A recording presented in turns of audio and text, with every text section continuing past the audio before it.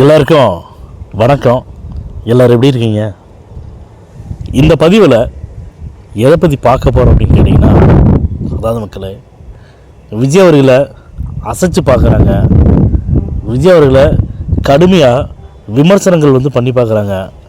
விஜய் அவர்கள் மட்டும் இல்லாமல் விஜய் அவர்களுடைய கட்சியில் இருக்கக்கூடிய தாவேக்கா கட்சியில் இருக்கக்கூடிய நிர்வாகிகளாக இருக்கட்டும், சட்டமன்ற உறுப்பினர்களையும் சரி, அமைச்சர் பெருமக்களையும் சரி அசைச்சு பார்க்குறாங்க.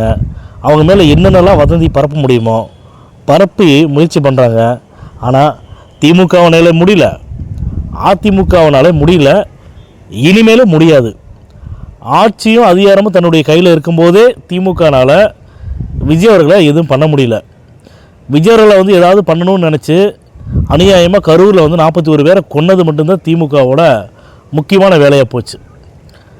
ஆனால் அதே ஆட்சி அதிகாரத்தை வச்சு மக்களுக்கு நல்லது பண்ணுவீங்களா அப்படின்னு பார்த்தா அது ஒரு கேள்விக்குறி தான். நல்லது பண்ணலை அப்படிங்கிறது தான். யாரோ ஒரு நண்பர் நம்முடைய யூடியூப் சேனலுக்கு ஒரு கமெண்ட் பண்ணிக்கிறாங்க. நீங்கள் என்ன ரியல் எஸ்டேட் பண்ணுறதை விட்டுட்டு விஜயருக்கு நீங்கள் சொம்பு தூக்கிட்டு இருக்கிறீங்க அப்படின்னு சொல்லிப்படி என்ன ஒரு கமெண்ட் போட்டாங்க. திரும்ப நான் ஒரு கமெண்ட் போட்டு விட்டுருந்தேன். அப்போ நீங்கள் யாராருக்கெல்லாம் நீங்கள் சொம்பு தூக்குனீங்க அப்படின்னு சொல்லி போட்டு நான் கேட்டேன். நான் அதாவது இந்த உண்மையை பேசுகிறோம்னா எல்லாத்துக்கும் வயிற்றுச்சல் வருது, பயங்கரமான வயிற்றுச்சல் வந்துடுது. உண்மையை பேசுகிறா அவனால் தாக்கு பிடிக்க முடியல, அவனால் தாங்க முடியல. யார் நல்லவங்க யார் கெட்டவங்க அப்படிங்கிறத மக்கள் பிரித்து வச்சுருக்காங்க. இவங்க நல்லவங்க, இவங்க கெட்டவங்க, இவங்களால் முடியும், அவங்களால முடியாது, இவங்களால எப்போவுமே முடியாது.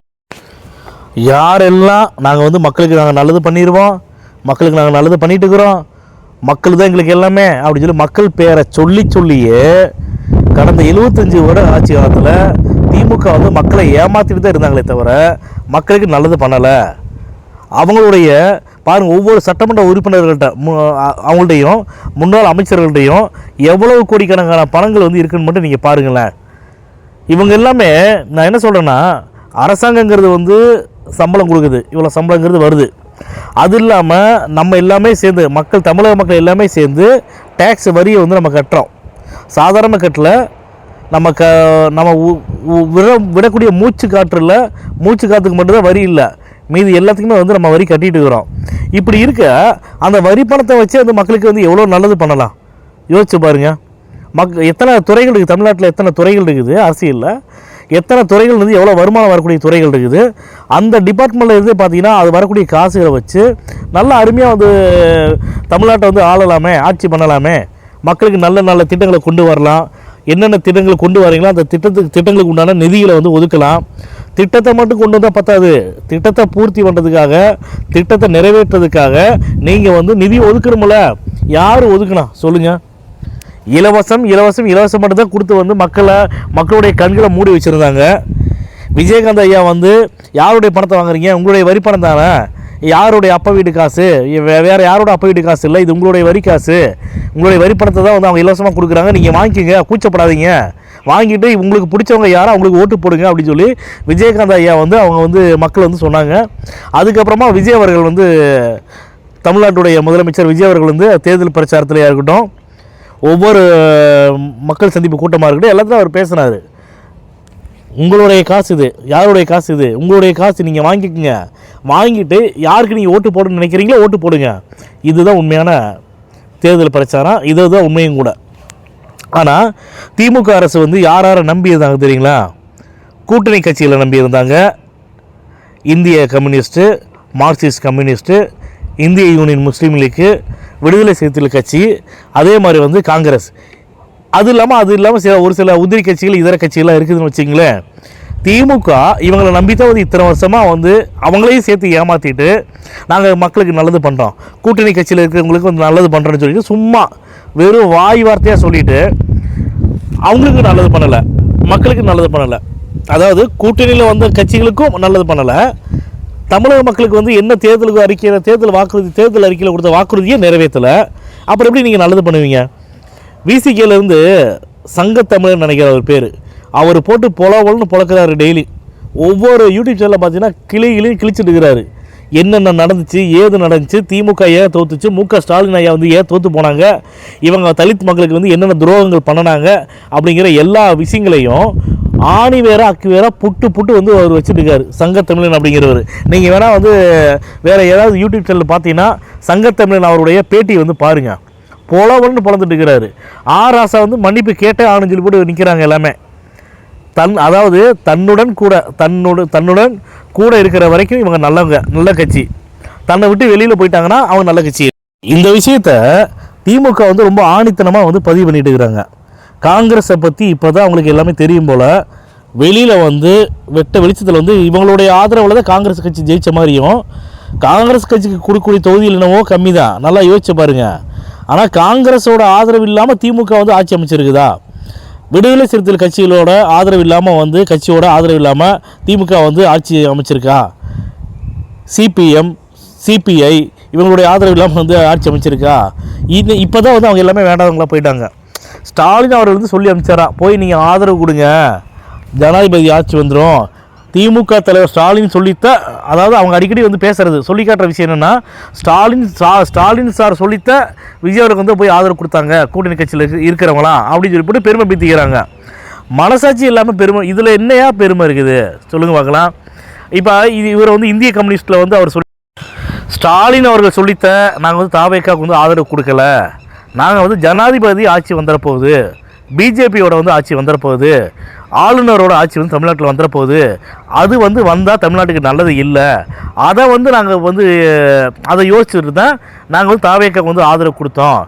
முற்றிலும் தவறான விஷயம். ஸ்டாலின் சார் சொல்லி வந்து நாங்கள் வந்து வரல, நாங்களே சுயமாக யோசித்து மட்டும்தான் வந்து நாங்கள் வந்து தாவேக்காவுக்கு ஆதரவு கொடுத்தோம் அப்படின்னு சொல்ல ஆரம்பிச்சிட்டாங்க. அதே மாதிரி அவர் இன்னொருத்தர் பேசுகிறாரு. அவர் என்னங்கிறார், இந்திய கமிஷன் பேசுகிறாரு. அவர் என்னங்கிறாருன்னா தெளிவாக வந்து சொல்கிறாங்க. என்ன சொல்கிறாங்கன்னா, அதிமுகவும் திமுகவும் கூட்டணி கட்சிகள் அமைக்க போகிறாங்க தமிழ்நாட்டில். இதுக்கு பிஜேபியில் வந்து பிஜேபி தலைமை டெல்லி வந்து தலைமை தாங்குது. அவங்களுடைய அனுமதியோட ஒப்புதலோட திமுகவும் அதிமுக கூட்டணியாக வந்து ஆட்சி பண்ண போகிறாங்க அப்படிங்கிறத இவங்க இடதுசாரி கட்சியில் எல்லாமே தெரிஞ்சதுக்கப்புறமா மக்கள் வந்து யார் வந்து முதலமைச்சர் ஆகணும்னு சொல்லி ஓட்டு போட்டாங்க. அதனால் அவங்க தான் வந்து முதலமைச்சர் ஆகணும், அதுதான் நியாயம் தர்மம் கூட. ஒருவேளை வந்து அப்படி நடக்கலை, விஜய் அவர்கள் வந்து முதலமைச்சர் ஆகலை அப்படின்னா மக்களுக்கே செய்கிற துரோகம், ஓட்டு போட்ட விற்பாடு ஓட்டு போட்ட ஜனங்களுக்கு நம்ம வந்து செய்யக்கூடிய துரோகம். அது வந்து அந்த துரோகத்தை வந்து எப்பவுமே நம்ம பண்ணக்கூடாது அப்படிங்கிறதுக்காகத்தான் எல்லாமே தாவேக்காவுக்கு வந்து ஆதரவு கொடுத்தது. உடனே இவங்க வந்து பெருமை பேசுறது, எங்களுடைய கூட்டணி கட்சியில் இருக்கிறவங்களுடைய ஆதரவோடு தான் நீங்கள் ஜெயிச்சிங்க, நீங்கள் வந்து முதலமைச்சர் ஆனீங்க, அதானீங்க இதானீங்க. ஏங்க பிஜேபியே வேணாம் ஒன்றிய அரசு வேணாம் அப்படின்னு சொல்லிட்டு பேசிட்டு இருக்கக்கூடிய தேர்தல் பிரச்சாரத்துலையும் சரி, சும்மா வெட்ட வெளியில் வந்து மட்டும் பேசுவாங்க இந்த திமுக காரங்க எல்லாமே. ஆனால் பிஜேபியோட மறைமுகமாக வந்து மறைமுக உறவு வச்சுருப்பாங்க. மறைமுக உறவுனா கள்ளத்தொடர்புன்னு சொல்லுவாங்க. கள்ள உறவு. மறைமுக உறவுனா பச்சையாக சொல்லணும்னா கள்ளத்தொடர்பு, கள்ள உறவு வச்சுருப்பாங்க. அது வச்சுருக்கக்கூடிய கட்சி தான் திமுக. சமரசம் பண்ணுறதுக்காக மோடி ஐயா வரும்போது வெள்ளைக்குடையை பிடிச்சிட்டு போன மனுஷனை யாராச்சும் பார்த்துருக்கீங்களா? வெள்ளைக்குடையை பிடிச்சிட்டு போய் நாங்கள் வந்து நம்ம வந்து எல்லாம் ஒட்டுக்காக போயிடலாம், நம்ம வந்து நமக்குள்ள ஒன்றுமே இல்லை, சண்டை சச்சரவு எதுவுமே கிடையாது அப்படின்னு சொல்லி வெள்ளைக்குடையை பிடிச்சிட்டு போய் வந்து தன்னுடைய ஆதரவை தெரிவித்த ஒரு முதலமைச்சரை நீங்கள் பார்த்துருக்கீங்களா? அது வேறு யாரும் இல்லை, முன்னாள் முதலமைச்சர் திமுக தலைவர் ஸ்டாலின் ஐயா அவர்கள் தான் இந்த விஷயத்தை பண்ணினாங்க. இந்த பண்ணின விஷயம் வந்து எல்லாருக்குமே நல்லா தெரியும். விஜய் அவர்கள் வந்து அடிக்கடி பதிவு பண்ணிகிட்டே இருந்தாங்க. என்ன சொன்னாங்கன்னா, நம்ம ஒருத்தர், ஆனால் இங்கே தமிழ்நாட்டில் இருக்கக்கூடிய எல்லா கட்சிகளும் சேர்ந்து நம்மளை வந்து ஒரு ஆளை வந்து எதிர்த்துட்டு வராங்க, நம்மளை குறை சொல்கிறாங்க, கடுமையாக விமர்சனம் பண்ணுறாங்க. ஆனால் மக்கள் நல்லா பார்த்துட்டு இருக்கிறாங்க, மக்கள் தெளிவாக இருக்காங்க. என்னடா அது விஜய் வந்து அடி மேலே அடிக்கிறோம், நம்ம எல்லாம் சேர்ந்து அடிக்கிறோம், விஜய் வந்து ஒத்தால நின்றுக்கிறானே, அவனை அசைக்க முடியலையே. ஏன் அசைக்க முடியலன்னா, இளைஞர்களுடைய பேராதரவு இருக்குது, பெண்களுடைய பேராதரவு இருக்குது, பொது ஜனங்களுடைய பேராதரவு இருக்குது. இதை தவிர வந்து ஒரு அரசியல் கட்சி தலைவருக்கு வேறு என்ன வேணும்? ஒரு முதலமைச்சர் ஆகக்கூடிய வேட்பாளருக்கு என்ன வேணும் சொல்லுங்கள் பார்க்கலாம். இது எல்லாமே யாருக்கு வந்து கிடைக்குது அப்படின்னா, யாரை வந்து தலைவனாக இவருக்கு ஒரு வாய்ப்பு கொடுப்போமே. நல்லா கேட்டுங்க, எப்படி இவருக்கு ஒரு வாய்ப்பு கொடுப்போமே. அதிமுகவுக்கு தான் வந்து கடந்த 75 வருடமாக திமுகவுக்கும் 54 வருடமாக வந்து அதிமுக வந்து வாய்ப்பு கொடுத்தோம். இப்போ வந்து ஒரு மாற்றம் வரட்டும், இவருக்கு விஜய் அவர்களுக்கு கொடுப்போமே, அவர் என்ன தான் பண்ணுறாரு பார்ப்போமே அப்படின்னு சொல்லிட்டு தான் தமிழக மக்கள் வந்து ஓட்டு போட்டு ஜெயிக்க வச்சாங்க விஜய் அவர்களை. ஆனால் இப்போது பயங்கரமாக வந்து ஆட்சி பண்ணிட்டு இருக்கிறாங்க, மிரள வச்சுட்டு இருக்கிறாங்க. டெய்லியும் மிரண்டு போகிற அளவுக்கு வந்து பார்த்திங்கன்னா ஆட்சிகள் வந்து நடந்துட்டு இருக்குது. சிறப்பாக நடந்துட்டு இருக்குது. ஒவ்வொரு சட்டமன்ற உறுப்பினரும் பார்த்தீங்கன்னா சும்மா தீப்பொறி மாதிரி ஃபயர் மாதிரி வந்து வேலை செஞ்சுட்டு இருக்கிறாங்க. அமைச்சர்கள் பார்த்தீங்கன்னா இரவு பகல் பார்க்காம வந்து வேலை செஞ்சுட்டு இருக்கிறாங்க. குறிப்பாக சொல்லணும்னா கனிம வளத்துறை அமைச்சர் இருக்கார்ல டி.கே. பிரபு, அவர் வந்து நைட்டு பகலுமா அப்போ வந்து போயிட்டு வந்து எல்லாத்தையும் ஆராய்ச்சி செக் பண்ணி குவாரியெல்லாம் வந்து எத்தனை குவாரிகள் வந்து தற்காலிகமாக மூடிருக்காங்க பார்த்தீங்களா. இத்தனை குவாரிகள் எல்லாமே இந்த 1 நம்பர் திருட்டு பசங்க வந்து குவாரியில் வந்து கனிம வளங்களை அழிச்சிட்டாங்க எல்லாமே. எவ்வளோங்க கோடியா ஆட பாவிகளா. இந்த இயற்கை வளத்தை வந்து எதுக்கு ஏன் இவ்வளோ சுரண்டுறீங்க சொல்லுங்கள் பார்க்கலாம். ஒரு கவர்மெண்ட் வந்து ஒரு குறிப்பிட்ட வந்து ஒரு அளவுக்கு வந்து அனுமதி கொடுத்துருக்குன்னா நீங்கள் அந்த அனுமதி கொடுத்த அளவுக்கு தான் வந்து நீங்கள் வந்து எடுக்கணும், மண்ணை அள்ளணும். நீங்கள் வந்து என்னென்னா கீழே அடியில் அவங்க தோண்ட கீழே தண்ணியே வந்துடும் போல் அந்த அளவுக்கு வந்து தோண்டி நாசம் பண்ணி வச்சுருக்கிறாங்க. சொல்லுங்கள் பார்க்கலாம். இதை வந்து யார் வந்து இப்போ வந்து கண்டுபிடிச்சா? இத்தனை வருஷமாக இருக்கக்கூடிய திமுக ஆட்சி வந்து ஏன் அவங்களுக்கு தெரியாதா? எல்லாம் அங்கே இருங்க, ஆட்சியிலையும் அதிகாரத்திலையும் அரசியல்வாதிகளும் சரி அதிகாரிகளும் சரி இருக்கிறவங்க எல்லாமே திருட்டு பசங்க. திமுக ஆட்சியில் இருந்தவங்க எல்லாமே திருட்டு பசங்க. அவங்க தான் திருடி எல்லாமே வந்து பண்ணிட்டு இருந்தாங்க. ஆனால் இப்போ இருக்கக்கூடிய அமைச்ச ஆட்சி, நான் சொல்லலைங்க திருட்டு பசங்க திருட்டாளுன்னு, மக்களுக்கு நல்லா தெரியும், தமிழக மக்களுக்கு நல்லா தெரியும், நிறைய அரசியல்வாதிகளுக்கு தெரியும். இவங்க என்ன பண்ணுறாங்க, இவங்க வந்து ஒரு கொள்ளையடிச்சாங்கன்னா அவங்களுக்கு பாதி கட்டிங்க, அவங்க கொள்ளையடிச்சாங்கன்னா அவங்க ஆட்சியில் இவங்களுக்கு பாதி கட்டிங்க அப்படின்னு வந்து சொல்லிட்டு இருக்கிறாங்க. அது எந்த வகையில் உண்மை பொய்ங்கிறது வந்து நமக்கு தெரியல. ஆனால் இதுதான் அரசியல் அப்படிங்கிற மாதிரி பேசுகிறாங்க. ஆனால் விஜய் அவர்கள் வந்து முதலமைச்சராக இருப்பார். இந்த விஷயங்கள் எதுவுமே நடக்காத மாதிரி வந்து விஜய் அவர்கள் பார்த்துக்குவாங்க. தன்னுடைய கட்சியில் இருக்கக்கூடிய தாவேக நிர்வாகிகள் கூட தவறு செஞ்சால் உடனடி ஆக்ஷன், இமிடியட்டாக ஆக்ஷன் எடுக்கிறாங்க. அவங்களுக்கு வந்து குண்டாசு வந்து போடுறாங்க, அவங்கள வந்து அடிப்படை உறுப்பினர் பதவியிலிருந்து கூட நீக்கிறாங்க, எல்லாமே பண்ணுறாங்க. திமுகவில் தப்பு பண்ணன திமுக நிர்வாகிகள் மேலே ஸ்டாலின் அவர்கள் வந்து நடவடிக்கை எடுத்திருக்காரா? இது வரைக்கும் எடுத்த சரித்திரம் உண்டா சொல்லுங்க பார்க்கலாம். தப்பு பண்ணனவனையும் கொள்ளையடித்தவனையும் ஊரை ஏமாத்துறவனையும் இந்த ஊரை உலையடிச்சு ஏமாத்தவன்னு சொல்லுவாங்களா, ஊரடிச்சு உலையில போட்டவனையும் எல்லாத்தையும் பக்கத்தில் வச்சுருப்பாரே தவிர, ஸ்டாலின் ஐயா அவர்கள் வந்து வச்சுருப்பாங்களே தவிர யாரு மேலே வந்து ஆக்ஷன் எடுத்தாங்க? இது வரைக்கும் எடுத்திருக்காங்களா? எடுத்த வரலாறு இருக்குதா? எடுத்த சரித்திரம் இருக்குதா? அப்போ நல்ல ஆட்சி யார் கையில் இருக்குதுன்னா நல்லது வந்து யார் பண்ணுறாங்களோ, தன்னுடைய கட்சியில் இருக்கக்கூடியவங்க கூட தப்பு பண்ணனா, தன்னுடைய கட்சி தொண்டர்களாக இருக்கட்டும், கட்சியில் இருக்கக்கூடிய நிர்வாகிகள் வந்து தப்பு பண்ணனா, பாரபட்சமின்றி வந்து அவங்க மேலே வந்து நடவடிக்கை எடுக்கிறாங்க பாரு, அவங்க தான் உண்மையான தலைவர், அவங்க தான் உண்மையான முதலமைச்சர். இவங்களால் மட்டும்தான் மக்களுக்கு பாதுகாப்பு கொடுக்க முடியும், இவங்களால் மட்டும்தான் மக்களுக்கு நல்லாட்சியை கொடுக்க முடியும், இவங்களால் மட்டும்தான் யார் வேறுபாடின்றி, அதாவது இவங்க இந்த கட்சி அவங்க அந்த கட்சின்னு வேறுபாடின்றி. விஜய் அவர்கள் வந்து ஏற்கனவே சொன்னாங்க, முதலமைச்சராக பதவி ஏற்கும்போது என்ன சொன்னாங்கன்னா, 8 கோடி மக்கள் வந்து 8 கோடி மக்களுக்கு நான் தான் முதலமைச்சர். ஸோ 8 கோடி மக்கள் வந்து நம்ம மக்கள் தான். நம்மளை திட்டவங்களாக இருக்கட்டும், நமக்கு ஓட்டு போட்டவங்களாக இருக்கட்டும், ஓட்டு போடாதவங்களாக இருக்கட்டும், நம்ம மேலே கடுமையான விமர்சனங்கள் வந்து வைக்கிற மாதிரி இருக்கட்டும், யாராக இருந்தாலுமே அந்த மக்கள் எல்லாருமே நம்ம மக்கள் தான். அந்த மக்களுக்கு சேர்த்து தான் வந்து நான் முதலமைச்சராக இருக்கிறேன். அதனால் விருப்பு வெறுப்பின்றி இந்த கட்சியை சார்ந்தவங்க அந்த கட்சியை சார்ந்தவங்கன்னு சொல்லிட்டு வேறுபாடு இல்லாமல் நான் வந்து நியாயமான ஒரு ஆட்சியை நடத்துவேன், நியாயமான ஆட்சியை தான் மக்களுக்கு நடத்துவேன் அப்படின்னு சொல்லி போட்டு முதலமைச்சராக பதவியேற்கும் விழாவிலேயே வந்து விஜய் அவர்கள் வந்து தெளிவாக சொன்னாங்க. இதை வந்து முன்னாள் முதலமைச்சர் ஸ்டாலின் அவர் வந்து சொல்லியிருக்காங்களா? யார் சொல்லியிருக்கிறா சொல்லுங்கள் பார்க்கலாம். இப்போ வந்து வயிற்றில் வாயில் அடிச்சுக்கிறாங்க. நேரு அவர்கள் வந்து பேசுகிறாங்க, நாங்கள் அதிமுகவை மட்டும்தான் ஃபோக்கஸ் பண்ணிகிட்டு இருந்தோம், அதிமுக மேலே தான் ஃபோக்கஸ் பண்ணிகிட்டு இருந்தோம், விஜய் வந்து தாவேக்கா வந்து ஆட்சி அமைக்க எங்களுக்கு தெரியாமல் போச்சு, இவ்வளோ ஓட்டு விழுங்க அப்படிங்கிறது தெரியாமல் போச்சு அப்படின்னு சொல்லி இப்போ சொல்கிறாங்க. இல்லைன்னா வந்து அவங்களுக்கு மேலே வந்து அங்கே விமர்சனங்கள் வச்சுருப்போம் அப்படிங்கிறாங்க. எத்தனை தடவை எத்தனை மேடைகளில் எத்தனை பிரச்சாரத்தில் எத்தனை மக்கள் சந்திப்பு கூட்டத்தில் விஜய் அவர்கள் வந்து முதல்ல கட்சி ஃபஸ்ட்டு விக்கிரவாண்டி மாநாட்டிலே சொன்னார், தாவேக்காவுக்கும் திமுகவுக்கும் மட்டும்தான் போட்டி, இதில் வேறு யாருக்கு போட்டி கிடையாது அப்படின்னு அப்போ சொல்லும்போது எத்தனை தடவை சொல்லியிருப்பார், எத்தனை மேடைகளை சொல்லியிருப்பாங்க சொல்லுங்கள் பார்க்கலாம். ஏன் அவ்வளோ மேடைகளை சொல்லி கூட வந்து இவங்களுக்கு தெரியாதா? சும்மா நடிப்பு. ஐயோ நாங்கள் வந்து ஃபோக்கஸ் பண்ணாமல் விட்டுட்டுமே. நீங்கள் ஃபோக்கஸ் பண்ணணுங்காட்டி மட்டும்தான் 41 பேரை கொன்னீங்க கரூரில். வந்து பொதுமக்கள் வந்து அப்பாவி ஜனங்கள் வந்து இப்போ விஜய் அவர்கள் சொல்கிறார் இல்லையா, நான் 8 கோடி மக்களுக்கு வந்து நான் தான் முதலமைச்சர்னு சொல்கிறாங்களே, அந்த மாதிரி வந்து நீங்கள் நினைக்காம தான் திமுக தலைவர் ஸ்டாலின் அவர்கள் நினைக்கல அப்படிங்காட்டித்தான் விஜய் அவருடைய ரசிகர்கள் வந்து நம்முடைய தமிழ்நாட்டு மக்கள் தானே அப்படின்னு சொல்லி அவர் கவனம் செலுத்தாமல் இருக்குன்னு காட்டித்தான், அந்த மக்களுக்கு பாதுகாப்பு கொடுக்கல அப்படிங்காட்டித்தான் 41 பேர் வந்து உயிரை வந்து விட்டாங்க. அப்போ அந்த 41 பேர் செத்து போனதுக்கு யார் காரணம்? இது கொலை, பகிரங்க கொலை, அது பகிரங்கமாக வந்து கொலை பண்ணிட்டாங்க. அங்கே ஒரு மக்களுடைய வேவ்ஸ் ஒன்று கிரியேட் பண்ணி ஆம்புலன்ஸை உள்ளே விட்டு மக்களை வந்து வேணுக்குன்னு வந்து கொலை பண்ணிட்டாங்க. கொலைப்புள்ளையை தூக்கி விஜய் அவர்கள் மேலே வந்து ஈஸியாக போட்டுட்டு அவனை அப்படியே தூக்கி வந்து பேக்கப் பண்ணிடலாம், எஃப்ஐஆர் போட்டு உள்ள ஜெயிலில் அனுப்பிச்சிடலாம் அப்படின்னு சொல்லி எவ்வளோ முயற்சி பண்ணினாங்க. அவங்களுடைய முயற்சிகள் எல்லாமே வீணாயிருச்சு. அவங்களுடைய முயற்சிகள் எல்லாமே தோற்கடிக்கப்பட்டது. என்னென்னலாம் பண்ணணும்னு நினச்சாங்களோ எல்லாத்தையுமே மக்களுடைய பேராதரவோடு, எப்படி விஜய் பக்கம் தமிழ்நாட்டு முதலமைச்சர் விஜய் அவர்களுடைய பக்கத்தில் மக்கள் வந்து நின்றுட்டே இருக்காங்க. நான் இருக்கேன், எங்கள் அண்ணனுக்கு நாங்கள் இருக்கிறோம், எங்கள் தம்பிக்கு நாங்கள் இருக்கிறோம், விஜய் தம்பி விஜய் பையனுக்கு நாங்கள் இருக்கிறோம், என் பிள்ளைக்கு நாங்கள் இருக்கிறோம் அப்படி சொல்லி விஜய் அவர்களை இங்கே இருங்க மக்கள். விஜய் அவர்கள் வந்து அரசியல் கட்சி தலைவராகவே யாரும் பார்க்கல, தன்னுடைய குடும்பத்தில் ஒரு ஆழத்தை பார்த்துட்டு இருந்தாங்க. விஜய் அவர்கள் வந்து நிறைய இதில் சொன்னாங்க. உண்மையாக எனக்கு ரொம்ப பிடிச்சிருந்துச்சி. என்னென்னா, நான் வந்து அரசியல் கட்சி ஆரம்பிச்சுட்டு ஒவ்வொருத்தருடைய வீட்டுக்குள்ளே போகலை, ஆனால் ஒவ்வொருத்தருடைய வீட்டுக்குள்ளே போனதுக்கப்புறம் தான் நான் அரசியல் கட்சியை ஆரம்பித்தேன் அப்படின்னு ஒவ்வொரு மேடைகளையும் சொன்னாங்க. இவங்களாம் என்ன நினச்சிட்டாங்கன்னா, அவன் எங்கே வரப்போகிறான், வந்தால் ஒரு 5 சீட்டு 10 சீட்டு வருவான். மக்கள் முடிவு பண்ணிட்டாங்களே. நான் நம்முடைய யூடியூப் சேனலில் நான் முன்னாடி ஷார்ட்ஸில் போட்டிருக்கும்போது பார்த்தீங்கன்னா மக்கள் முடிவு பண்ணிட்டாங்க என்னென்னு. ஆட்சி மாற்றமும் அதிகார மாற்றமும் வேணும். கண்டிப்பாக தமிழ்நாட்டில் திராவிட கட்சியில் வந்து ஆட்சி இருக்கக்கூடாது, திமுகவும் வேண்டாம், அதிமுகவும் வேண்டாம் அப்படின்னு சொல்லிட்டு தமிழக மக்கள் வந்து எப்போவோ முடிவு பண்ணிட்டாங்க. மாற்றத்தை எதிர்நோக்கி காத்துட்டுருக்கிறாங்க.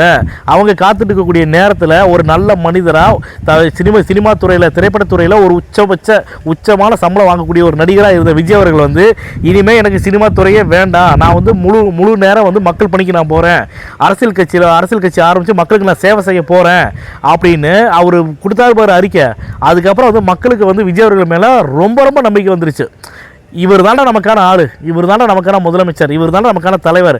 தமிழ்நாட்டுடைய 2026 சட்டமன்ற தேர்தலில் ஜெயிச்சதுக்கப்புறமா தமிழ்நாட்டுடைய முதலமைச்சரும் விஜய் தான்.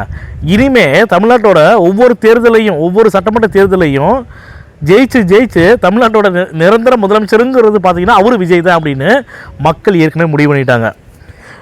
ஒரு பாட்டிமா பேசுனாங்க. மக்கள் என்ன பேசுனாங்களா பாட்டிமா, விஜய் அவங்களோட தம்பி வந்து என் பேரை வந்து என் புள்ள வந்து 15 நாள் தான் ஆச்சு, முதலமைச்சராக பதவி ஏற்று 15 நாள் ஆச்சு. நீங்கள் உங்கள் கட்சியில் வந்து 75 வருட கட்சின்னு சொல்கிறீங்களே, அப்போ ஏன் உங்கள் கட்சியில் வந்து சட்டம் ஒழுங்கு வந்து சீர்குலைஞ்சு போச்சு? உங்கள் கட்சியில் வந்து இந்த பெண்கள் பாலியல் கொலை, பாலியல் வன்கொடுமை இதெல்லாம் வந்து உங்கள் கட்சியில் தான் நடந்துச்சு. அப்போ உங்களாலேயே 75 வருஷமாக வந்து தமிழ்நாட்டை ஆள்றீங்க. உங்கள் அப்பா கருணாநிதி ஆண்டார். அப்போ உங்களாலேயே வந்து இந்த சட்டம் ஒழுங்கை சீர்திருத்தம் பண்ண முடியல. இந்த கொலை வழக்காக இருக்கட்டும், பாலியல் கொலையாக இருக்கட்டும், அதை வந்து கண்ட்ரோல் பண்ண முடியல. 15 நாள் ஆனால் விஜய் அவர்களை வந்து என் பையனை வந்து நீ வந்து கண்ட்ரோல் பண்ணலை, சட்டம் ஒழுங்கு சீர்குலைஞ்சு போச்சு, சட்டம் ஒழுங்கு கெட்டு போச்சுன்னு சொல்லக்கூடிய தகுதி திமுக தலைவர் ஸ்டாலினுக்கும் இல்லை, அவங்க பையனுக்கும் இல்லை, பிள்ளைக்கும் இல்லைன்னு சொல்லி ஒரு பாட்டிமா பேசுகிறாங்க. உண்மையிலேயே எனக்கு பார்த்து எனக்கு அந்த வீடியோ பார்த்தோன்னே நான் ஸ்டேட்டஸில் கூட வச்சுருந்தேன். ரொம்ப சந்தோஷமாயிடுச்சு. உண்மையிலேயே அருமையான பதிவு, அருமையான ஒரு புரிதலோடு. அவங்களுக்கு வயசு எனக்கு தெரிஞ்சு எவ்வளோ ஒரு 70 வயசு இருக்குங்க. அந்த 70 வயசு ஒரு பாட்டிக்கு இருக்கக்கூடிய ஒரு புரிதல்கள் வந்து திமுகவில் இருக்கக்கூடிய அவங்களுக்கு வந்து இல்லையே. அதைத்தான் நான் சில பதிவில் சொல்லியிருந்தேன். தூங்குறவங்கள எழுப்பிடலாம், தூங்குற மாதிரி நடிக்கிறவங்கள எழுப்பவே முடியாது அப்படின்னு. எதுக்கு இது சொல்கிறேன்னா, மக்கள் குறை சொல்கிறத, மக்கள் வந்து திமுக வந்து மக்கள் வெறுத்ததை அவங்களுக்கு தெரியும். ஆனால் தெரிஞ்சுக்கிட்டு என்னங்கிறாங்கன்னா, மக்களுக்கு எங்கள் மேலே கோபமே இல்லை. ஸ்டாலின் அவர் சொன்னார், ஸ்டாலின் ஐயா சொன்னார் ஒரு இதில் ப்ரெஸ் மீட் இல்லை, ஒரு அரசியல் மேடையில் வந்து பேசினார். என்ன சொல்கிறாருன்னா, மக்களுக்கு எங்கள் மேலே கோபமெல்லாம் எதுவுமே இல்லை, தமிழ்நாட்டு மக்கள் வந்து எங்கள் மேலே கோவப்படலை. அப்போ இதுக்கு பேர் என்ன மக்கள்? கோவப்படாத மக்கள் தான் வந்து ஒரு முன்னாள் முதல்வராக இருந்த ஒரு திமுக தலைவரை குளத்தூர் தொகுதியில் வந்து தோக்கடிச்சாங்களா? சொல்லுங்கள் பார்க்கலாம். மக்களுக்கு கோபம் இல்லைன்னா அப்போ குளத்தூர் தொகுதியில் வந்து திமுக ஜெயிக்க வச்சிருக்கணும். தமிழ்நாட்டோட முதலமைச்சராக வந்து ஸ்டாலின் ஐயா அவர்களை வந்து முதலமைச்சர் அரியணையில் உட்கார வச்சுருக்கணும்ல. அப்போ கோபம் இருந்தங்காட்டி தான் வந்து தூக்கி எறிஞ்சாங்க. தலையை சுற்றி 3 சுற்றி வந்து திமுகவை தூக்கி எறிஞ்சாங்க. பர்சன்டேஜ் கணக்கு போடுறாங்க, ஒரு கேவலமான பர்சன்டேஜ் கணக்கு போடுறாங்க. உண்மையிலேயே இவங்களாம் படித்தவங்களா இல்லை என்ன பண்ணிட்டு இருந்தாங்கன்னு தெரியல. அதாவது தாவேக்காவுக்கும், நல்லா கேட்டுங்க, தாவேக்காவுக்கும் திமுகவுக்கும் பார்த்தீங்கன்னா 17 லட்சம் ஓட்டு தான் வித்தியாசங்கிறாங்க. கொஞ்சம் கூட மனசாட்சி இல்லாமல். விஜய் அவர்கள் வந்து தனிப்பட்ட முறையில் வந்து அரசியல் கட்சியில் தேர்தலில் சந்திச்சார். நீங்கள் கூட்டணி கட்சியிலோட சந்திச்சிங்க. கூட்டணி கட்சியிலோட வாங்க ஓட்டையா நீங்கள் சேர்க்குறீங்க? எதுக்கு சேர்க்குறீங்க? உங்களுக்கு வந்து படித்தவங்க தானே அந்த கட்சியில் இருக்குங்க. ஒரு ஆள் கூட படித்தவங்க இல்லையா? எத்தனை பேர் படித்த மாமேதைகள் இருக்கிறீங்க திமுகவில்? அப்போ வந்து திமுக வந்து ஓட்டு விகிதம் என்ன வாங்குச்சோ அதை மட்டும் தானே பேசணும். கூட்டணி கட்சிகளோடு வாங்கின ஓட்டை நீங்கள் எதுக்கு வந்து ஜாயின் பண்ணுறீங்க? எதுக்கு சேர்க்குறீங்க? சொல்லுங்கள் பார்க்கலாம். சேர்த்து பாருங்களேன், சேர்க்காமல் பேசுங்களேன். திமுக மட்டும் வாங்கின ஓட்டு சதவிகிதம் வந்து 24% தான். சரிங்களா? அப்படி பார்த்தாவே விஜய் அவர்களோட வாங்கின ஓட்டை விட கிட்டத்தட்ட 53 லட்சம் ஓட்டுகள் வந்து கம்மியாக வாங்கியிருக்காங்க. கிட்டத்தட்ட அரை கோடி ஓட்டுகள் வந்து திமுக வந்து கம்மியாக வாங்கியிருக்குது. என்னென்ன கட்டுக்கதை விடுறாங்க தெரியுங்களா? என்ன சொல்கிறாங்க? அவருக்கு நமக்கும் நேரு அவர்கள் பேசுகிறாங்க, நேரு ஐயா பேசுகிறாங்க. அடுத்த ஆப்பு நேரு அவர்களுக்கு தான். செந்தில் பாலாஜி, நேரு இவங்கெல்லாம் அடுத்த லைனில் இருக்காங்க, ரெடியாக இருக்காங்க அடுத்தடுத்து. எதுக்கு? நான் வாயில் சொல்லக்கூடாது, பார்த்தா தெரியும் அடுத்து என்ன நடக்க போகுதுன்னு பார்த்தா தெரியும். இவங்க எல்லாமே ஆட்சியும் அதிகாரத்தை வச்சு இத்தனை முறையாக இத்தனை வருஷமாக வந்து ஆண்டது எதுக்குன்னா, யாராவது ஒருத்தர் வந்து மக்கள் வந்து நியாயம் பேசுகிறாங்கன்னா அவங்கள மிரட்டணும். அவங்க மேலே பொய் வழக்கு போடு, அவனை ஜெயிலில் அனுப்பிச்சுடு, உள்ளே இருக்கட்டும். உள்ளே இருந்து அவனை அடிங்க, உள்ளே பொழந்தெறிங்க. நம்ம ஆட்சி தான். வெளியில் வந்தாலும் நம்மளை பற்றி பேசக்கூடாது. அவன் திரும்ப பேசணும்னா திரும்ப அவன் மேலே பொய் வழக்கு போடு. எத்தனை தடவை பேசுகிறானோ அத்தனை தடவை வந்து பொய் வழக்கு போடு, உள்ளே ஜெயிலில் அனுப்பிச்சுடு. திரும்ப வரட்டும், பெயிலில் வரட்டும். உள்ளே இருக்கிற வரைக்கும் பொழந்தெறிங்க. இதுதான் திமுகவோட சிஸ்டம். திமுகவோட சிஸ்டம்னா என்ன? இது மட்டும்தான் சிஸ்டம். பொய்யான வழக்கை பதிவு பண்ணுறது, உள்ள ஜெயிலில் போடுறது, ஜெயிலில் போட்டு வந்து அடிக்கிறது, அடித்து திரும்ப வந்து வெளியில் பெயில் அனுப்பிச்சு வர்றது. அவன் வெளியில் வந்தோன்னா திரும்ப பேசலைன்னா அவனை விட்டுறது, பேசினான்னா திரும்ப அவனை வந்து அடிக்கிறது. இதுதான் வன்முறை, அடக்குமுறை. இவங்க எல்லாமே திமுக கையில் தான் இருக்குது. இவங்க தான் வந்து முழு உதாரணம் யாருன்னு கேட்டிங்கன்னா திமுக தான். அதனால தான் மக்கள் பார்த்தாங்க. பொறுத்தது போதும் பொங்கு எழு அப்படிங்கிற மாதிரி மக்கள் பொறுத்து பார்த்தாங்க. இந்த திமுக காரங்க திருந்துவாங்க. ஸ்டாலின் சார் வந்து நிச்சயமாக மக்களுக்கு நல்லது பண்ணுவாங்க அப்படின்னு நினச்சி தான் சத்தியமாக 2021 சட்டமன்ற தேர்தலில் தமிழக மக்கள் வந்து நம்பி ஸ்டாலின் ஐயாவை நம்பி ஓட்டு போட்டாங்க. ஆனால் நம்பி ஓட்டு போட்ட மக்களுக்கு துரோகம் பண்ணிட்டீங்களே, நம்பி ஓட்டு போட்ட பெண்களுக்கு துரோகம் பண்ணிட்டீங்களே, நம்பி ஓட்டு போட்ட இளைஞர்களுக்கு துரோகம் பண்ணிட்டீங்களே. உங்கள் கட்சியில் எங்கே இளைஞர்கள் இருக்காங்க சொல்லுங்கள் பார்க்கலாம். எங்கே இளைஞர் இருக்காங்க? இளைஞரணின்னு சொல்கிறீங்க, எங்கே இளைஞரணி எங்கே இருக்குது? இப்போ உடனே வந்து போடுறாராம், டிஎம்கே ஐடி விங்க்கு போடுறாராம். வேலை செய்யுங்க, சோசியல் மீடியாவில் போடுங்க எல்லா ஃபோட்டோ. நீங்கள் என்னெல்லாம் டீ கடையில் எந்தெந்த கடையில் வந்து நீங்கள் உட்காந்து பேசுகிறீங்களோ அந்த பதிவை போடுங்க, வீடியோவை போடுங்க. என்னென்ன கதையெல்லாம் இப்போ சொல்கிறாங்க சொல்லுங்கள் பார்க்கலாம். கலைஞர் ஐயா வந்து என்னென்னலாம் சாதனை பண்ணினாரு அந்த சாதனை எடுத்து வந்து போடுங்க. கலைஞர் ஐயா பண்ணின சாதனை என்னென்னா பெரிய ஊழல் தான். 2G ஸ்பெக்ட்ரம் நடந்துச்சுல ஊழல், அது யாருடைய ஆட்சியில் நடந்துச்சு சொல்லுங்கள் மக்களே, யாருடைய ஆட்சியில் நடந்துச்சு? இதே கலைஞர் ஐயாவோட ஆட்சியில் தான் நடந்துச்சு 2G ஸ்பெக்ட்ரமு. சொல்லுங்கள் பார்க்கலாம். எவ்வளோ பெரிய ஊழல், அது மிகப்பெரிய ஊழல் இல்லையா? அதில் தான் வந்து 2011 வந்து ஆட்சி போச்சு அவங்களுக்கு. ஆட்சி கவுந்ததுக்கப்புறம் தான் அதுக்கப்புறம் வந்து 10 வருஷம் ஆட்சி பிடிக்க முடியலையே. ஸோ இதனால் நான் எதுக்கு என்ன சொல்ல வரேன்னா, என்ன தான் வந்து இனிமேல் வந்து எண்ணெயை ஊற்றிட்டு உடம்புல ஊற்றிட்டு உருண்டாலும் ஒட்டுற மண் மட்டும்தான் ஒட்டும், ஒட்டாத மண் ஒட்டாது. அவ்வளோதான் அப்படின்னு சொல்லி போட்டு இது முடிஞ்சு போயிடும். என்னென்னலாம் சித்து விளையாட்டு பண்ணினாலுமே, எவ்வளோ கடுமையான விமர்சனங்களை விஜய் மேலே வச்சாலுமே விஜய் அவர்களை வந்து மக்கள் நம்புகிறாங்க. மக்கள் நம்பருக்கு உண்டான வேலைகளை விஜய் அவர்கள் பண்ணுறாங்க. இவங்க ரெண்டு ஒரு பெரிய கனெக்டிவிட்டி இருக்கும்போது இடையில இடைத்தரகருங்கிறது யாருமே கிடையாது. டைரெக்டாக முதலமைச்சரோட ஆஃபீஸில் தலைமைச் செயலகம் போய் வந்து மக்கள் வந்து விஜய் அவர்களை சந்திப்பாங்க. அடுத்து நிறைய வேலைகள் இருக்குது. அந்தந்த தொகுதி மக்களை அந்தந்த சட்டமன்ற உறுப்பினர்கள் வந்து போய் சந்திக்கிறாங்க. தாவேக்காவோட சட்டமன்ற உறுப்பினர்கள் வந்து சந்திக்கிறாங்க. அமைச்சர் பெருமக்கள் சந்திக்கிறாங்க. இம்மிடியட்டாக ஆக்ஷன் எடுக்கிறாங்க. ஒரு பெண்கள் பாலியல் கொலையாக இருக்கட்டும், பெண்கள் பாலியல் படுகொலையாக இருக்கட்டும், இது எல்லாமே இது நடைபெற முன்னாடி இருந்தது தான். புதுசாக வந்து விஜய் அவர்கள் கட்சியில் வந்து எது வரல. ஆனால் ஒன்று நடக்குது அப்படின்னா இம்மிடியட்டாக தீர்வு எடுக்கிறாங்களா, இம்மிடியட்டாக நடவடிக்கை எடுக்கிறாங்களா, இம்மிடியட் ஆக்ஷன். இதுக்கு இது தப்பு நடந்துருச்சு, அதுக்கு இன்னும் உண்டான வழி என்ன, அதை எடுக்கிறாங்கல்ல. இதை திமுக ஆட்சி எடுத்துச்சா சொல்லுங்கள்? அப்புறாணி பையன் ஒரு குழந்தை மாதிரி அந்த பையன். அந்த அம்மா வந்து 2 குழந்தைகளை வளர்த்து, 2 ஆம்பளை பசங்களை வளர்த்து, அந்த அம்மா இனிமேல் அந்த பையனோட எதிர்காலம் நல்லாயிருக்கும், வாழ்க்கை நல்லாயிருக்கும், இனிமேல் பையன் நல்லா வந்துடுவாங்கன்னு சொல்லிவிட்டு அந்த அம்மா வந்து வேலை செஞ்சுட்டு இருக்கிறான். அந்த பையனை போய் திருட்டு வழக்கில் கைது பண்ணி கூப்பிட்டு போனீங்களே, பாவி சண்டாளுங்களா. அந்த பையனை அடின்னு அடித்து வந்து ஒரே நாளில் நைட்டுக்குள்ளே வந்து அடித்து கொண்டு போட்டிங்களேடா. இது யாருடைய ஆட்சியில் நடந்துச்சு சொல்லுங்கள் பார்க்கலாம்? இந்த இந்த அந்த பையனை வந்து அஜித்குமார் வந்து அடித்து கொண்டாங்களே, அப்போ திரு ஸ்டாலின் ஐயா அவர்கள் வந்து அங்கே போய் ஆறுதல் சொன்னாங்களா குடும்பத்துக்கு? கள்ளக்குறிச்சியில் வந்து 68 பேர் கள்ளச்சாராயத்தை குடித்து செத்து போனாங்களே, அங்கே போய் சொன்னாங்களா? ஆறுதல் சொன்னாங்களா? இதே வந்து உதயநிதி ஸ்டாலின் துணை முதலமைச்சராக இருந்தார், அவர் போய் சொன்னாரா? வேங்கவெளியில் வந்து சம்பவம் நடந்துச்சு, அதுக்கு போனாங்களா? எதுக்கு தான் போனாங்க? என்ன பண்ணினாங்க? ஏது பண்ணினாங்க? சொல்லுங்கள் பார்க்கலாம். ஒவ்வொரு சும்மா இப்போ வந்து எதிர்கட்சி ஆன ஒருபாடு ஒவ்வொன்றா சொல்லி இது வந்து இவர் விஜய் ஆட்சியில் நடக்குது, அந்த ஆட்சியில் நடக்குது, இந்த ஆட்சியில் நடக்குது. வெக்கமாக இல்லை? கேவலமாக இல்லை உங்களுக்கு? இந்த வார்த்தையை சொல்கிறதுக்குலாம் உங்களுக்கு தகுதியே இல்லைங்கிறேன் நான். திமுக காரங்க யாராக இருந்தாலுமே இந்த பதிவை பார்த்தா என்னுடைய நம்பருக்கு, கான்டாக்ட் நம்பருக்கு தாராளமாக ஃபோன் பண்ணி பேசலாங்கிறேன் நான். திமுகவில் இருக்கக்கூடிய நிர்வாகிகளாக இருக்கட்டும், திமுகவில் இருக்கக்கூடிய தொண்டர்கள் எவ்வளோ பேர் ஏழை மக்கள் இருக்கிறாங்க. எல்லா ஏழை மக்கள் வந்து பயனடைஞ்சாங்களான்னு கேளுங்க, பயனடையவே இல்லை. அந்த குடும்பமும் திமுக குடும்பமும் திமுகவில் இருக்கக்கூடிய கொஞ்சம் முக்கியமான அமைச்சர்கள், கொஞ்சம் முக்கியமான சட்டமன்ற உறுப்பினர்கள், இவங்க தான் வந்து எல்லாமே பணத்தை கோடிக்கூடியாக கொள்ளையடிச்சு வச்சுருக்காங்களே தவிர, திமுகவில் இருக்கக்கூடிய இன்னும் வந்து நல்ல மனிதர்கள் இருக்காங்க. அந்த திமுகவில் நல்ல மனிதர்கள் இருக்காங்க, இல்லைன்னா கிடையாது, இருக்காங்க.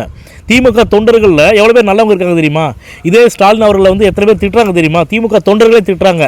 ஐயோ, இந்த ஆளோட ஆட்சியில் சரியில்லை, இவர் இப்படி பண்ணுவார் நாங்கள் நினைக்கவே இல்லை, எங்கள் தலைவர் தான், நாங்கள் வந்து இத்தனை வருஷம் ஓட்டு போட்டோம் தான், உண்மை தான், ஆனால் எங்கள் பேரம்பேத்தி வந்து சொன்னங்காட்டி நாங்கள் விஜய் அவர்களுக்கு ஓட்டு போட்டோம் அப்படின்னே சொல்கிறாங்க. எத்தனை பேட்டிகள் நம்ம பார்த்துருக்கோம் தெரியுமா? இந்த பேட்டிகளை பார்த்துமா திரு ஸ்டாலின் ஐயாவுக்கு வந்து நம்ம எதனால் தோத்தங்கிறது தெரியல. தெரியாமல் வந்து நீங்கள் 36 பேரை வந்து ஒரு குழு கொண்ட, ஒரு 36 பேர் கொண்ட ஒரு குழுவை வந்து அது வேலை வெட்டி இல்லாமல் வந்து நீங்கள் வந்து சர்ச் பண்ணி ஆராய்ச்சி சொன்னீங்க. இதெல்லாம் ரொம்ப ஓவர் இல்லையா? சொல்லுங்கள் பார்க்கலாம். தன்னுடைய குற்றங்கள் எல்லாமே தெரியுமா, ஆனால் தன்னுடைய குற்றத்தை வந்து அதை திருத்தாமல் வெளியில் தேடுவாங்களாம். வெளியில் என்ன நடந்துச்சுன்னு பாருங்கள், எதனால் வந்து நம்ம ஆட்சியில் வந்து வரலன்னு பாருங்கள். எதுவாக இருந்தாலும் சரி, நான் அதெல்லாம் வந்து கோச்சிக்க மாட்டேன். என்னையவே தப்பாக சொன்னால் கூட என்கிட்ட வந்து நீங்கள் சொல்லுங்கள். ஏங்க, மக்கள் உங்களை தப்பாக சொல்கிறாங்க, திமுகவை மக்கள் தப்பாக சொல்கிறாங்க, திமுக ஆட்சியில் ரவுடிகளோட அராஜகம் அதிகமாக இருக்குன்னு சொல்கிறாங்க, திமுக ஆட்சியில் கட்ட பஞ்சாயத்து அதிகமாக இருக்குன்னு சொல்கிறாங்க, திமுக ஆட்சியில் பெண்களுக்கு பாதுகாப்பு இல்லைன்னு சொல்கிறாங்க. இதை விட இன்னொரு கொடுமை என்னென்னா, திமுக ஆட்சியில் காவலர்களுக்கே வந்து பாதுகாப்பு கிடையாது. காவலர்கள் வந்து காவல்துறை அதிகாரிகள் வந்து அவங்களோட அதிகாரத்தில் கூட கையில் எடுக்க முடியாது திமுக ஆட்சியில். இத்தனை இருக்குது, நிறையா இருக்குது, சொல்லிவிட்டு அடிக்கிட்டே போகலாம், அந்தளவு திமுகவில் இருக்குது. இதை வந்து திமுகவுக்கு தெரியாதா? திமுகவுக்கு அந்த ஒட்டுதுவாங்கள யார்? இந்த லியோனி, திண்டுக்கல் லியோனி இல்லை, லியோனி, அவர் ஒன்று. இந்த பெரிய மீசை வச்சுருப்பார்ல நக்கீரன் கோபாலாம் பெரிய சவுடால். அது பேசுகிறத பார்த்தாவே நமக்கு காண்டேறும். அவர் பேசுகிற பேச்சு, அந்த பாடி லாங்குவேஜ், இந்த உட்காந்து அந்த விஜய் பற்றி பேசுகிறாரு பாருங்க, அப்படியே காண்டேறும் பாருங்க. அந்த சவுடால் நக்கல் வந்தா உங்கள் நக்கல் நையாண்டி சவுடால் பேசுனீங்களே, எவ்வளோ பேசுகிறீங்க நக்கீரன் கோபால் ஐயா அவர்களே, வந்துச்சா மக்கள் ஆப்பு வச்சாங்களா ஸ்டாலின் ஐயாவுக்கு? ஒரு திமுக தலைவர் தோத்த சரித்திரம் இருந்திருக்கு அது வரைக்கும். தோத்தாரா? ஏன்னா ஐயா ஸ்டாலின் ஐயா அவர்களே, தயவு செஞ்சு நீங்கள் வெளியில் யாரையுமே சொல்லி தேடாதீங்க. நீங்கள் வந்து 36 பேர் கொண்ட குழு போட்டிங்களே, அவங்களெல்லாம் விட்டுட்டு உங்கள் கட்சியில் இருக்கக்கூடிய நிர்வாகிகளை, இந்த முக்கியமான நீங்கள் நம்பியிருக்கீங்க பாருங்கள், உங்கள் பக்கத்தில் எல்லாத்தையும் வச்சுருக்கீங்க பாருங்கள், நல்ல மனிதர்கள் போல் கெட்ட மனிதர்களாக இருக்கக்கூடியவங்களை, சரிங்களா? நல்ல மனிதர் போல் வேஷம் போட்டு உங்கள் பக்கத்துலேயே வந்து கெட்டவங்களாக இருக்காங்களா, அவங்கள நீங்கள் தான் பக்கத்தில் வச்சுருக்கீங்க. இவங்களை எல்லாத்தையும் நீங்கள் ஒழிச்சிங்கனாவே சரி, கொஞ்சம் பேராவது உங்களுக்கு வந்து நீங்கள் மக்கள் வந்து உங்களை பாராட்டுவாங்க. இந்த நக்கீரன் கோபால், இந்த திண்டுக்கல் லியோனி, இந்த ஜால்ரா போடுற ஆளெல்லாம் வந்து நீங்கள் ஒதுக்கி பாருங்கள். நீங்கள் வந்து குழு போடுறீங்க, உங்களுக்கு ஜால்ரா போடுறவங்க, நீங்கள் ஒரு தவறு செஞ்சால் கூட இது தவறுன்னு சுட்டி காட்டுறான் பாருங்கள், அவன் தாங்க உண்மையில் நல்லவன், அவன் தான் மனுஷன், அவன் தான் உங்களுக்கு துரோகம் பண்ணாத மனுஷன். ஆனால் நீங்கள் தப்பு பண்ணும்போது, தவறு செய்யும்போது உங்களை வந்து ஐயோ இது சூப்பராக இருக்குது சார், பக்கா சார், இதான் சார் பக்கா மாஸ், நீங்கள் பண்ணுறது எல்லாமே சரி அப்படின்னு சொல்லிட்டு உங்களுக்கு ஜால்ரா அடிக்கிறான் பாரு. அந்த ஜால்ரா அடிக்கிற நாய்களை வந்து நீங்கள் எட்டி காலால் உதைச்சிங்கனாவே மக்கள் வந்து கொஞ்சம் நஞ்சமாவது உங்களை நம்புவாங்க, சரிங்களா? நீங்கள் வந்து இன்னும் வந்து இந்த கொள்ளையடிக்கிறவன், திருடுறவன், லஞ்சம் வாங்குறவன், ஊழல் வாங்குறவன், இவருங்க எல்லாத்தையும் நீங்கள் பக்கத்தில் வச்சுட்டு இருந்தீங்கன்னா, இப்போ இந்த 2026 சட்டமன்ற தேர்தலில் நீங்கள் வந்து எதிர்க்கட்சியாக வந்தீங்க, 2031 சட்டமன்ற தேர்தலில் நீங்கள் எதிர்க்கட்சியாக கூட வர முடியாது. இந்த மாதிரி ஆட்களை நீங்கள் கூட வச்சுருந்தீங்கன்னா, அப்போ நீங்கள் பார்க்கக்கூடியது, நீங்கள் களை எடுக்க வேண்டியது வந்து வெளியில் கிடையாது, உங்கள் கட்சியில் இருக்கக்கூடிய இந்த மாதிரியான 1ஆம் நம்பர் திருட்டு பசங்களை, உங்களுக்கு ஜால்ரா போடுறவங்கள, உங்களுக்கு வந்து அல்லக்கை வேலை பார்க்குறவங்கள, நீங்கள் தப்பு பண்ணால் கூட வந்து தப்புன்னு சொல்லாமல் இது சரின்னு சொல்லக்கூடிய இந்த மாதிரி துரோகிகளத்தை நீங்கள் களை எடுக்கணும். இவங்களத்தான் நீங்கள் கட்சி விட்டு நீக்கணும். தாவேக்கால வந்து ஒரு நிர்வாகி வந்து ஒரு பாலியல் குற்றத்தில் வந்து ஈடுபட்டார், உடனே வந்து குண்டாஸ் தூக்கி போட்டாங்க. உடனே நடவடிக்கை எடுக்கிறாங்க. ஒருத்தர் வந்து மாமூல் வாங்குறாங்கன்னு சொல்லி மக்கள் சாலை மறியல் பண்ணனாங்க. உடனே அடிப்படை உறுப்பினர் பதவியிலிருந்து தூக்குனாரு, விஜய் அவர்கள் தூக்குனாங்க. இந்த விஷயத்தை வந்து திமுக தலைவர் நீங்கள் ஸ்டாலின் ஐயா நீங்கள் பண்ணனீங்களா? ஏன் பண்ணலை? பண்ணாதது மட்டும்தான் உங்களுடைய விளைவு. நீங்கள் இந்த ஆட்சி இல்லை, இந்த வருஷம் இல்லை, இனிமேல் எந்த வருஷம் சரி, எந்த சட்டமன்ற தேர்தலும் சரி, திமுக வந்து முதலமைச்சராக வந்து அரியணையில் யாருமே உட்கார முடியாது. தமிழ்நாட்டோட நிரந்தர முதலமைச்சர் யாருன்னா விஜய் அவர்கள் மட்டும்தான். இதை நாங்கள் முன்னாடியும் சொல்கிறோம், இப்போ சொல்கிறோம், இனிமேலும் சொல்லுவோம். இதுதான் உண்மை, இதுதான் மக்களுடைய மனசில் இருக்குது. நாங்கள் மக்களுடைய மனசை புரிஞ்சுட்டு பேசுகிறோம். நாங்களே சொல்லக்கூடிய கருத்துக்கள் கிடையாது. தமிழக மக்களுடைய ஒட்டுமொத்த கருத்து தான். 2026 சட்டமன்ற தேர்தலில் 108 தொகுதி ஜெயிச்சார். 2031 சட்டமன்ற தொகுதியில் 200 தொகுதி ஜெயிப்பார். அதே மாதிரி மக்களை இனி வரக்கூடிய நாட்களில் தளபதி விஜய் அவர்கள் வந்து என்னென்ன பண்ணுறாங்க, மக்களுக்கு என்னென்ன பண்ண போகிறாங்க, ஆனால் சத்தியமாக நல்லது மட்டும் தான் பண்ணுவாங்க. துரோகம், தன்னை நம்பி ஓட்டு போட்ட, தன்னை ஓட்டு போட்டு ஜெயிக்க வச்ச, தன்னுடைய எல்லா பிரச்சனைகளையும் விஜய் அவ்வளோதான் முடிஞ்சுட்டான், இனி அவ்வளோதான், விஜயோட வாழ்க்கை அவ்வளோதான், அரசியல் வாழ்க்கை முடிஞ்சு போச்சுன்னு வந்து யாரோட கங்காரம் கட்டி தெரிஞ்சுட்டு இருந்தாங்க. ஆனால் அதெல்லாம் உடைச்செறிஞ்சு தகர்த்தெறிஞ்சு விஜய் அவர்களுக்கு வந்து ஓட்டு போட்டு ஜெயிக்க வச்சு முதலமைச்சர் ஆக்கின தமிழக மக்களை வந்து ஒரு துளி கூட விஜய் அவர்களாக இருக்கட்டும், விஜய் அவர்களுடைய கட்சியில் இருக்கக்கூடிய சட்டமன்ற உறுப்பினர்கள், அமைச்சர்கள் வந்து யாருமே 1% கூட ஏமாற்ற மாட்டாங்க. சத்தியமாக இது உண்மை. இதை தான் வந்து அவங்க இதை நினச்சிட்டு தான் ஒவ்வொருத்தரும் வந்து சிறப்பாக வந்து செயல்பட்டு இருக்கிறாங்க. ஒவ்வொரு இடத்துலையும் வந்து பயங்கரமாக நடவடிக்கைகள் எடுக்கிறாங்க. இன்னும் என்னென்ன எடுக்கிறாங்க, மக்களுக்கு என்னென்ன நல்லது பண்ண போகிறாங்க அப்படிங்கிறத உங்களோட சேர்ந்து நாங்களும் அது வெயிட் பண்ணி காத்துட்டுருக்கிறோம். இந்த பதிவு உங்களுக்கு பிடிச்சிருக்குதுன்னா லைக் பண்ணுங்கள், ஷேர் பண்ணுங்கள், கமெண்ட் பண்ணுங்கள். மறக்காமல் கீழே இருக்கிற பெல் பட்டனை கிளிக் பண்ணி எங்கள் சேனலை சப்ஸ்கிரைப் பண்ணுங்கள். இந்த பதிவை கேட்டிங்கன்னா தயவு செஞ்சு உங்களுடைய கருத்துக்களை எங்களுடைய கமெண்ட் பாக்ஸில் கமெண்ட் பண்ணுங்கள். உங்களுடைய ஒவ்வொரு கருத்துக்களுக்கும் நாங்கள் பதிலளிக்கிறோம், தலை வணங்குகிறோம், மதிப்பளிக்கிறோம். அதே மாதிரி யாராவது வந்து ஏடாக்கூடமாக வந்து இந்த சொம்பு தூக்குறீங்களா அப்படின்னு சொல்லி பேசுகிறாங்கன்னா, நாங்களும் வந்து நீங்கள் எப்படி வந்து சொம்பு தூக்குறீங்கன்னு கேட்டிங்கன்னா நாங்கள் சொம்பால் அடித்து வந்து பலி சொல்லுவோம். மரியாதை கொடுத்து மரியாதை வாங்கிக்கணும். யாராக இருந்தாலுமே, தெரிஞ்சவங்களாக இருக்கட்டும், தெரியாதவங்களாக இருக்கட்டும். தயவு செஞ்சு இப்போ நாங்களாம் வந்து தெரியாதவங்கள்ட்ட பேசினா கூட மரியாதை இல்லாமல் பேச மாட்டோம். அதே மாதிரி எங்கள் மீது கடுமையான விமர்சனங்கள் வைக்கக்கூடிய யாராக இருந்தாலுமே மரியாதையாக வந்து நீங்கள் விமர்சனம் வைங்க. நீங்கள் எந்தளவுக்கு மரியாதையாக விமர்சனம் வைக்கிறீங்களோ அந்த மரியாதையோடு உங்களுக்கு வந்து திரும்ப பதில் கிடைக்கும். மேலும் இது போன்ற நல்ல அரசியல் சம்மந்தப்பட்ட செய்திகளோட அடுத்த பதிவில் சந்திப்போம்.